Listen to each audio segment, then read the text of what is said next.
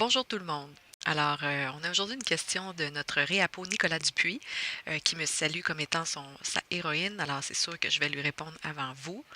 Non, c'est une blague, je suis rendue là dans mes courriels. Et il nous demande l'excellente question. Comment faire pour créer une boîte de courriel avec plusieurs noms? En fait, quand il souhaite écrire à plusieurs personnes en même temps, il aimerait que plein de monde reçoive son courriel. Il y a des gens inscrits. Donc, il aimerait avoir une liste de courriels, en fait, parce que toujours écrire les noms, ça revient long. Oui, je te comprends, Nicolas, surtout quand on pense, par exemple, à des parents d'un groupe d'élèves. Alors, on va répondre à ça aujourd'hui avec Office 365.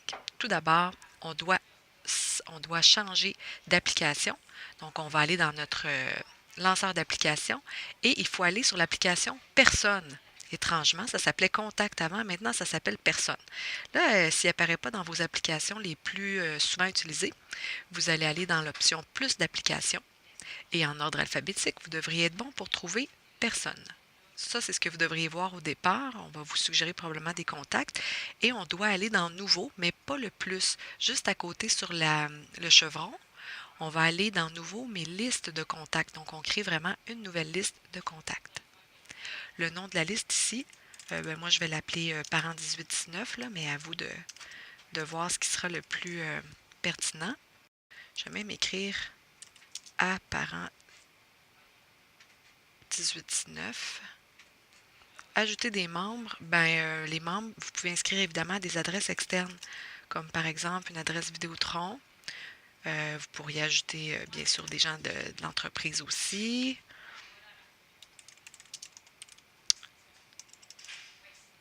Bon, etc. Si jamais je me suis trompée, je veux les supprimer, j'ai juste à appuyer sur le X. Lorsque je suis satisfaite, je fais enregistrer et mon groupe Apparent 18-19 a été créé.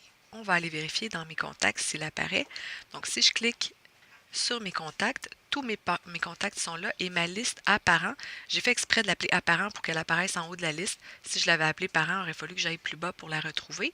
Donc, on va y aller par ici. Alors, je veux juste être sûre, elle a été créée, je la vois. Si je voulais la modifier, je pourrais cliquer dessus et je pourrais la gérer pour importer d'autres contacts ou en exporter. Je pourrais la modifier, etc., etc., la supprimer. Maintenant, j'ai plus rien à faire dans l'onglet Contact parce que ma liste a été créée. C'était ça mon but aujourd'hui.